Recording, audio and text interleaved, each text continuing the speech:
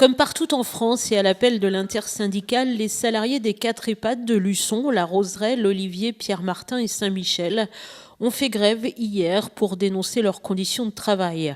Continuité du service oblige, beaucoup d'agents n'ont pas pu quitter leur poste, mais ont soutenu ce mouvement de colère lié à une situation de plus en plus critique dans les établissements d'hébergement des personnes âgées dépendantes, qu'ils soient privés ou publics. Depuis pas mal d'années, on dénonce le manque de personnel. Pour une meilleure prise en charge de nos résidents dans toutes les EHPAD, on constate la même chose au niveau national, un manque d'effectifs.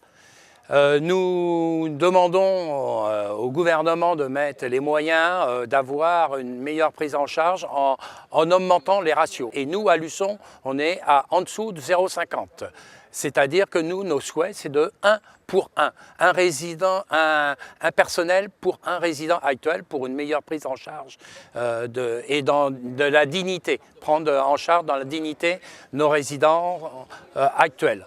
Au travail, les arrêts se multiplient, ils sont de plus en plus longs et les missions du personnel deviennent de plus en plus difficiles à accomplir. Avant, on avait des binômes entre les agents hospitaliers et les aides-soignants pour prendre en charge nos résidents à faire les toilettes. Maintenant, c'est chrono en main, on passe moins de 12 minutes pour faire une toilette des résidents.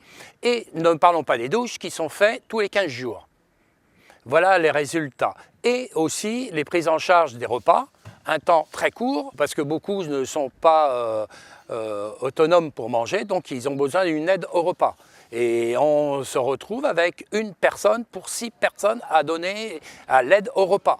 Vous imaginez, c'est à la chaîne. Beaucoup de familles de résidents ont tenu à être présents également pour soutenir cette grève et les revendications du personnel. Un personnel qualifié et méritant, mais à bout de force. Et je suis venue en soutien, effectivement, parce que j'ai honte de voir ce qui s'y passe. Je n'imaginais pas voir ma mère vivre ça pour sa retraite, quoi. Même atteinte d'une pathologie importante. Il y a des jours qui sont très très difficiles à vivre. Le personnel est hyper compétent. Beaucoup de choses et de nombreuses choses ne sont pas mises en place, je pense, par un manque de moyens et de temps. Parce que les gens ne peuvent pas courir à droite et à gauche. Tous les jours, ils sont en burn-out. Vous leur parlez 2 minutes, les filles et les garçons ont les larmes aux yeux. Vous trouvez ça normal? Ma maman me dit qu'ici, elle s'enquiquine. On arrive quelquefois, on a l'impression d'entrer, monsieur, excusez-moi, mais dans un mouroir. Moi, je dis tout haut ce que tout le monde pense tout bas. Il faut absolument dénoncer ça, il faut que là-haut, ils l'entendent.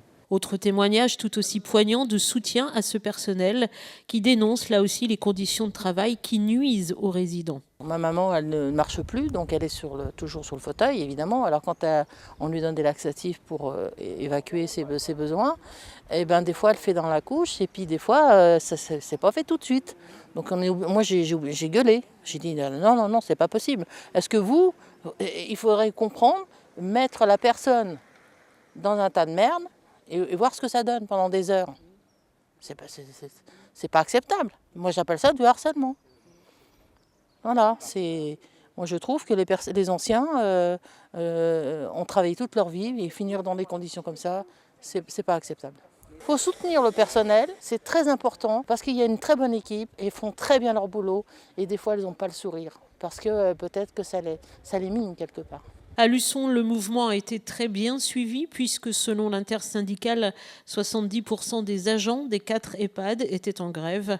Sur les sites de Montaigu et La Roche-sur-Yon, le chiffre est un peu plus faible, mais il comprend, outre le personnel des EHPAD, celui également des maisons de retraite.